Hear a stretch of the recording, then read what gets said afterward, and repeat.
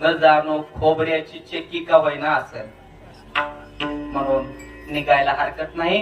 म्हणून गोमन आपलं ठिकाण सोडलं बाहेर आली.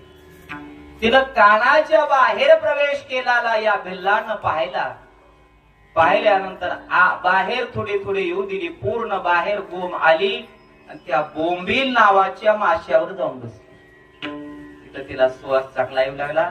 ती बाहेर येऊन बसली की या भिल्ल नावाच्या व्यक्तीनं तो लेकरू उचललं बाजूला सारलं. लेकरू दुरुस्त झालं. काही कालामध्ये शरीर चांगलं झालं, निरोगी झालं.